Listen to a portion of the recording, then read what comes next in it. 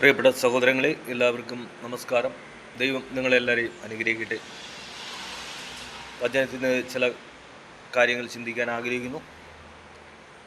യഹോവയായ ദൈവം ഉറങ്ങുന്നില്ല, മയങ്ങുന്നില്ല. ദൈവം മനുഷ്യൻ്റെ പ്രവൃത്തികളെല്ലാം കണ്ടുകൊണ്ടിരിക്കുന്നു, എല്ലാം ദൈവം കേട്ടുകൊണ്ടിരിക്കുന്നു. അപ്പോൾ ദൈവം ഉറങ്ങുന്നില്ല, മയങ്ങുന്നില്ല. ദൈവമെല്ലാം കാണുന്നു, ദൈവമെല്ലാം കേൾക്കുന്നു. നമ്മൾ വിചാരിക്കും നമ്മൾ ചെയ്യുന്ന പ്രവൃത്തികൾ ആരും കാണുന്നില്ല, ആരും അറിയുന്നില്ല എന്ന് നമ്മൾ വിചാരിക്കും. പലരും പല കാര്യങ്ങളും ആരും കാണാതെയാണ് ചെയ്യുന്നത്.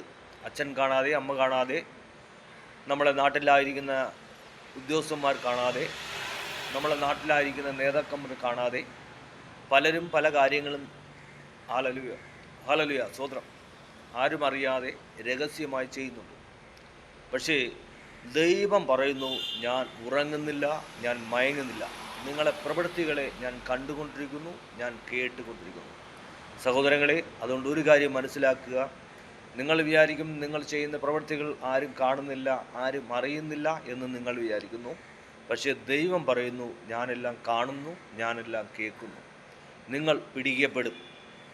നിങ്ങൾ പിടിക്കാതിരിക്കത്തില്ല, നിങ്ങളെ പിടിക്കപ്പെടും. അപ്പോൾ ബൈബിളിൽ ഒരു വചനമുണ്ട്. ഒരു വൈദ്യൻ ഒരു തൈലമുണ്ടാക്കി, നല്ലൊരു തൈലമുണ്ടാക്കി. അപ്പോൾ അതിനെ ഞാനിപ്പോൾ നമ്മളെ ആത്മാവിനെ കുറിച്ച് സംബന്ധിച്ച് ഞാൻ അതിൽ കൂടെ കാര്യങ്ങൾ പറയാം. അപ്പോൾ ഈ ഒരു വൈദ്യൻ നല്ലൊരു തൈലമുണ്ടാക്കി. ആ തൈലത്തിന് ഒരുപാട് വ്യത്യാസങ്ങൾ എൻ്റെ ഒരു കാഴ്ചപ്പാട് ഞാൻ പറയാം. അപ്പോൾ ആ തൈലത്തിന് 10 തുള്ളി തൈലത്തിന് കോടികൾ വിലയുണ്ട്. 10 തുള്ളി തൈലത്തിന് കോടികൾ വില ഈ 10 തുള്ളി തൈലത്തിനുണ്ട്. അപ്പോൾ അത്രയ്ക്ക് ഗുണമുള്ള ഒരു തൈലമാണ് ഈ വൈദ്യൻ ഉണ്ടാക്കിയത്. അപ്പോൾ ഈ തൈലം നമ്മളെ ദേഹത്ത് പുരട്ടിയ ദേഹവേദന മാറും, നടുവേദന മാറും, നമുക്ക് നല്ല ഉഷാറ് കിട്ടും, നമുക്ക് നല്ല ആരോഗ്യം കിട്ടും. അത്രയ്ക്ക് ക്വാളിറ്റിയുള്ളൊരു തൈലമാണ് ഈ വൈദ്യൻ ഉണ്ടാക്കിയത്. അപ്പോൾ ഈ തൈലത്തിന് കോടികൾ വില, 10 തുള്ളി തൈലത്തിന് വരെ കോടികൾ വിലയുണ്ട്. അപ്പോൾ അത്രയ്ക്ക് നല്ലൊരു തൈലം ഈ വൈദ്യൻ പല പച്ചമരുന്നുകളും കൊണ്ടുവന്നു. ഈ മരുന്നുകൾ കൊണ്ട് ഈ വൈദ്യൻ അത്രയ്ക്ക് നല്ല അടിപൊളിയായ ഒരു തൈലം ഈ വൈദ്യൻ ഉണ്ടാക്കി വെച്ചു. ഈ വൈദ്യൻ ഈ തൈലം ഉണ്ടാക്കി വെച്ചിട്ട് ഈ വൈദ്യൻ അങ്ങോട്ട് മാറിയ സമയത്ത് ഈ തൈലത്തിൽ ഒരു ഈച്ച വന്ന് വീണു. ഈച്ച അതിനകത്ത് ചത്തുപോയി. ഈ തൈലത്തിൽ ഈച്ച ചത്തുപോയി. ചത്തുപോയപ്പോൾ ആ തൈലത്തിൻ്റെ ക്വാളിറ്റി പോയി, ആ തൈലത്തിൻ്റെ വില പോയി, ആ തൈലത്തിൻ്റെ ഡിമാൻഡ് പോയി, ആ തൈലത്തിൻ്റെ പവർ പോയി. ആ തൈലത്തിന് പിന്നെ യാതൊരു വിലയില്ല. അപ്പോൾ സഹോദരങ്ങളെ, നമ്മുടെ ദൈവം പറയുന്നു, നമ്മുടെ ശരീരത്തിരിക്കുന്ന ആത്മാവ് ഈ ലോകത്തിനേക്കായി വിലയുണ്ട്. ഈ ലോകത്തിന് എത്ര വില വരുമെന്ന് നമുക്ക് പറയാൻ പറ്റുമോ? ഈ ലോകത്തിൻ്റെ പണികൾ, ഈ ലോകത്തിൻ്റെ നല്ല നല്ല വണ്ടികൾ, വാഹനങ്ങൾ, പിന്നെ ആകാശത്തൂടെ പറക്കുന്ന പ്ലെയിൻ, അങ്ങനെ ഈ ഭൂമിയിൽ കാണുന്ന ഒരുപാട് വാഹനങ്ങൾ, ഈ ഭൂമിയിൽ കാണുന്ന ഒരുപാട് നല്ല നല്ല കെട്ടിടങ്ങൾ, ഈ ഭൂമിയിൽ കാണുന്ന ഒരുപാട് നല്ല നല്ല കാണാൻ പറ്റുന്ന ഒരുപാട് നല്ല നല്ല സ്ഥലങ്ങളുണ്ട്. ഈ ഭൂമിയിൽ കാണുന്ന വിലപിടിപ്പുള്ള സ്വർണ്ണമുണ്ട്. ഈ ഭൂമിയിൽ കാണുന്ന ഒരുപാട് രത്നങ്ങളുണ്ട്. അപ്പോൾ ഇത്രയും സംഭവങ്ങൾ ഈ ഭൂമിയുണ്ട്. ദൈവം പറയാണ്, ഈ ഭൂമിയേക്കായി വിലപിടിപ്പുള്ള ഒരു സാധനമാണ് നിൻ്റെ ശരീരത്തിരിക്കുന്ന ആത്മാവ്. അപ്പോൾ ഈ ഭൂമിക്ക് എത്ര കോടി രൂപ വില വരുമെന്ന് നമുക്ക് ആർക്കും അറിയത്തില്ല. ഈ ഭൂമിയും ഈ ഭൂമിയിൽ കാണുന്ന കാര്യങ്ങളും എല്ലാം കൂടെ എത്ര കോടി രൂപ വില വരുമെന്ന് നമുക്ക് ആർക്കും അറിയത്തില്ല. പക്ഷേ ദൈവം പറയുന്നു, ഈ ഭൂമിയേക്കായി വിലപിടിപ്പുള്ളൊരു സാധനമാണ് നിൻ്റെ ശരീരത്തിരിക്കുന്ന എൻ്റെ ആത്മാവ്. അപ്പോൾ നമ്മുടെ ശരീരത്തിരിക്കുന്ന ആത്മാവ് ദൈവത്തിൻ്റെ ആത്മാവാണ്.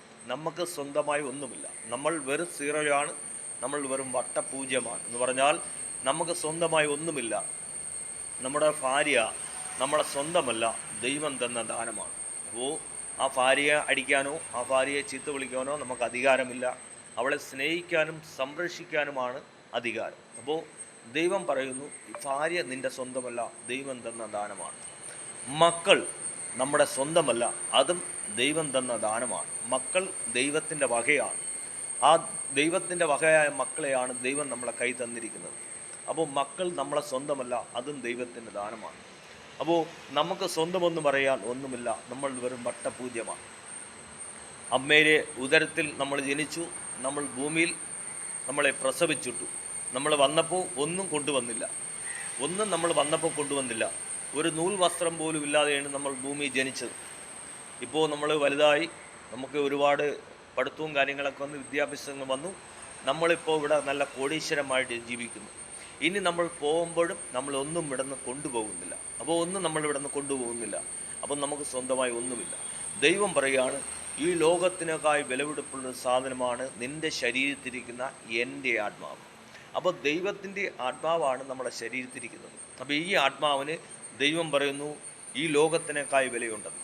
അപ്പോൾ ദൈവം പറയുന്നു, എൻ്റെ ആലയത്തെ നശിപ്പിക്കുന്നവനെ ഞാനും നശിപ്പിക്കും, നിന്നെ വിടിയിപ്പാൻ ആരും ഉണ്ടാവത്തില്ല. അപ്പോൾ ദൈവത്തിൻ്റെ ആലയമെന്ന് പറയുന്നത് നമ്മുടെ ശരീരമാണ്. അപ്പോൾ ദൈവം വസിക്കുന്നത് നമ്മുടെ ശരീരത്താണ്. ദൈവം നമ്മുടെ ശരീരത്തെ വസിക്കുമ്പോൾ ദൈവത്തിൻ്റെ ആലയമാണ്. അപ്പോൾ ദൈവം പറയുന്നു, എൻ്റെ ആലയത്തെ നശിപ്പിക്കുന്നവനെ ഞാനും നശിപ്പിക്കും, നിന്നെ വിടിയിപ്പാൻ ആരും ഉണ്ടാവത്തില്ല. ഇവിടെ കോടിക്കണക്കിന് വിലയുള്ള ഒരു തൈലം ഉണ്ടാക്കി വെച്ച് ആ തൈലത്തിലൊരു ഈച്ച വന്ന് ചത്ത് വീണപ്പോൾ ആ തൈലത്തിൻ്റെ വില പോയി, ആ തൈലത്തിൻ്റെ ക്വാളിറ്റി പോയി, ആ തൈലത്തിന് ഇപ്പോൾ യാതൊരു ഡിമാൻഡും ഇല്ല. അതേപോലെ സഹോദരങ്ങളെ, നിങ്ങളുടെ ആത്മാവിനെ ഒരു വില കൽപ്പിക്കാതെ, ആത്മാവിനൊരു ഗൗരവം കൊടുക്കാതെ, നിങ്ങളുടെ ജീവിതത്തെ നിങ്ങളൊരു വില കൽപ്പിക്കാതെ, ഒരു ഗൗരവം കൊടുക്കാതെ, ജീവിതത്തെ വെറും തമാശയായി കളിയായി നിങ്ങൾ ജീവിച്ച് ഈ ലോകത്തിൻ്റെ പാപപ്രവൃത്തികൾ ചെയ്ത് നിങ്ങൾ അടിച്ചു പൊളിച്ച് ജീവിച്ച് തീർക്കുമ്പോൾ നിങ്ങളൊന്ന് മനസ്സിലാക്കണം, നിങ്ങൾക്ക് വലിയ നഷ്ടമാണ് സംഭവിക്കാൻ പോകുന്നത്, വലിയ പരാജയമാണ് സംഭവിക്കാൻ പോകുന്നത്. എങ്ങനെ പരാജയം സംഭവിക്കുമെന്ന് ചോദിച്ചാൽ, ദൈവം പറയുന്നു, എൻ്റെ ആലയത്തെ നശിപ്പിക്കുന്നവനെ ഞാനും നശിപ്പിക്കും, നിന്നെ വിടിയിപ്പാൻ ആരും ഉണ്ടാവത്തില്ല.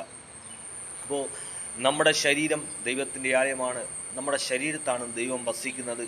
നമ്മുടെ ശരീരത്തിരിക്കുന്ന ആത്മാവ് ദൈവത്തിൻ്റെ ആത്മാവാണ്. ഈ ആത്മാവ് ഈ ശരീരം വിടുമ്പോൾ ദൈവത്തിനടുത്താണ് പോകുന്നത്. അപ്പോൾ എങ്ങനെ നശിപ്പിക്കുന്നു വെച്ചാൽ, നമ്മൾ മദ്യം കഴിക്കുമ്പോൾ നമ്മുടെ ആലയം നശിക്കുന്നു, നമ്മുടെ ശരീരം നശിക്കുന്നു, നമ്മുടെ ആത്മാവ് നശിക്കുന്നു. നമ്മൾ തെറി വിളിക്കുമ്പോൾ ആലയം നശിക്കുന്നു.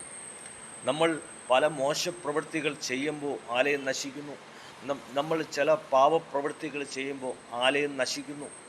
നമ്മൾ അടുത്തുള്ള വ്യക്തിയുടെ അതിര് തോണ്ടുമ്പോൾ നമ്മൾ ആലയം നശിക്കുന്നു. നമ്മൾ അടുത്തൊരു വ്യക്തിയെക്കുറിച്ച് ആവശ്യമില്ലാത്ത കാര്യങ്ങൾ പറഞ്ഞുണ്ടാക്കുമ്പോൾ, അതിൽ രസിക്കുമ്പോൾ, അതിൽ ചിരിക്കുമ്പോൾ നമ്മുടെ ആലയം നശിക്കുന്നു. മറ്റൊരുത്തന് പാര വയ്ക്കുമ്പോൾ ആലയം നശിക്കുന്നു. അങ്ങനെ എന്തെല്ലാം മോശപ്രവൃത്തികൾ നമ്മൾ ചെയ്യുന്നു, അതിലെല്ലാം ദൈവത്തിൻ്റെ ആലയം നശിക്കുന്നു. ഒരുത്തനെ നമ്മൾ വഴിതെറ്റിച്ച് വിട്ടാൽ ആലയം നശിക്കുന്നു. ഇപ്പോൾ ആരുമായിട്ട് കൂട്ടുകൂടാൻ പറ്റത്തില്ല. കൊച്ചു പയ്യന്മാർക്ക് വരെ ഇപ്പോൾ നല്ല പ്രായമുള്ള അപ്പച്ചന്മാരായിട്ട് കൂട്ടുവിടാൻ പറ്റത്തില്ല. എന്തുകൊണ്ടെന്ന് പറഞ്ഞാൽ, അപ്പച്ചന്മാർ വരെ വളരെ മോശമായ രീതിയിൽ ചെയ്യുന്നത്. ഇപ്പോൾ ഒരു 10-15 വയസ്സുള്ളൊരു പയ്യൻ ഒരു അപ്പച്ചനുമായിട്ട് കൂട്ടുകൂടിയാൽ നമ്മൾ വിചാരിക്കും ആ വ്യക്തിക്ക് നല്ല പ്രായമുള്ളതുകൊണ്ട് ആ വ്യക്തി ആ പയ്യനെ നല്ല രീതിയിൽ ഉപദേശിക്കും, ആ പയ്യന് നല്ല കാര്യങ്ങൾ പറഞ്ഞു കൊടുക്കും, അവനെ നല്ല മാർഗത്തിൽ നടത്തും എന്ന് നമ്മൾ വിചാരിക്കുന്നു. പക്ഷേ ഈ കാലഘട്ടത്തിൽ അങ്ങനെയല്ല. ഈ കാലഘട്ടത്തിൽ ഒരു 15 വയസ്സുള്ളൊരു പയ്യൻ ഒരു അപ്പച്ചനായിട്ട് കൂട്ടുകൂടിയാൽ ഈ അപ്പച്ചൻ അവൻ്റെ അടുത്ത് പറയുന്ന എല്ലാ കാര്യങ്ങളും മോശമായ കാര്യങ്ങളാണ്. അപ്പോൾ അവനെ വഴിതെറ്റിച്ച് വിടുന്ന ഒരു പരിപാടിയാണ് ഈ അപ്പച്ചൻ കാണിക്കുന്നത്. അപ്പോൾ ആരുമായിട്ട് കൂട്ടുകൂടാൻ പറ്റത്തില്ല. കാര്യം, കൂട്ടുകൂടാൻ പറ്റാത്തൊരു കാലഘട്ടം, വിശ്വസിക്കാൻ പറ്റാത്തൊരു കാലഘട്ടം.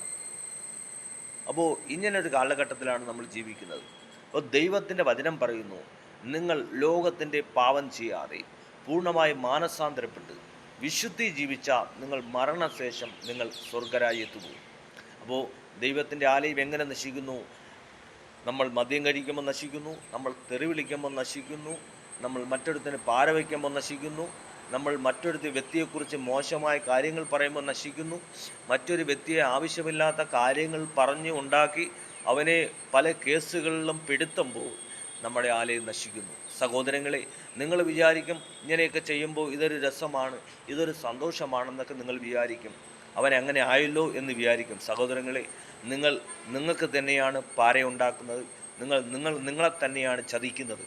നമ്മൾ മറ്റൊരാൾക്ക് ദോഷമായി ചെയ്യുമ്പോൾ സഹോദരങ്ങളെ, നിങ്ങൾ നിങ്ങളെ തന്നെയാണ് ചതിക്കുന്നത്, നിങ്ങൾ നിങ്ങളെ തന്നെയാണ് വഞ്ചിക്കുന്നത്.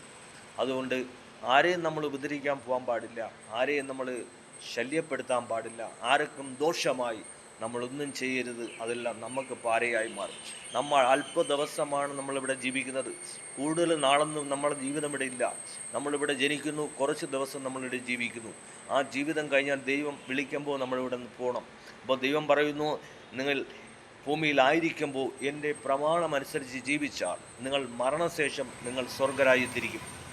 ഇല്ലെങ്കിൽ നിങ്ങളെ ഇഷ്ടപ്രകാരം നിങ്ങളെ ജീവിതത്തെ ഗൗരവമായി കാണാതെ നിങ്ങൾ തോന്നിയാസം പോലെ ജീവിച്ച് പോവുകയാണെങ്കിൽ നിങ്ങളെ മരണശേഷം നിങ്ങൾ നരകത്തിലിരിക്കും. അപ്പോൾ സ്വർഗമെന്നും നരകമെന്നും പറയുന്ന രണ്ട് സ്ഥലങ്ങളുണ്ട്. ഇവിടെ ദൈവത്തെ വിശ്വസിക്കുന്നവർ, ദൈവത്തിൻ്റെ വചനം അനുസരിക്കുന്നവർ സ്വർഗത്ത് പോവും. വചനത്തിൽ വിശ്വസിക്കാത്തവരും തോന്നിയാസം പോലെ ജീവിക്കുന്നവരും നരകത്തിൽ പോവും. സഹോദരങ്ങളെ, യേശുവിനെ അറിയാത്തവരാണെങ്കിൽ നിങ്ങൾ യേശുവിൽ വിശ്വസിക്കുക, യേശുവിൻ്റെ വചനം അനുസരിക്കുക, വചനപ്രകാരം ജീവിക്കുക. യേശു കൂടെ മാത്രമേ നമുക്ക് രക്ഷയുള്ളൂ. രക്ഷപ്പെടാൻ ഒരേ ഒരു വഴി, അത് യേശുവിൻ്റെ വഴി.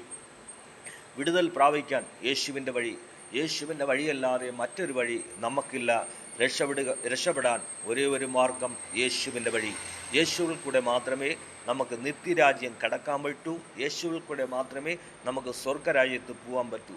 അല്പകാലം മാത്രം ഈ ഭൂമി ജീവിക്കുന്നു, അത് കഴിഞ്ഞാൽ നമ്മളിവിടെ നിന്ന് മാറ്റപ്പെട്ടു പോകുന്നു. സഹോദരങ്ങളെ, ആ ജീവിക്കുന്ന നാൾ വരെയും നിങ്ങളുടെ ജീവിതത്തെ വളരെ ഗൗരവത്തോടെ ചിന്തിച്ചുകൊണ്ട് മുന്നോട്ട് ജീവിക്കുക. ദൈവം നിങ്ങളെ അനുഗ്രഹിക്കട്ടെ.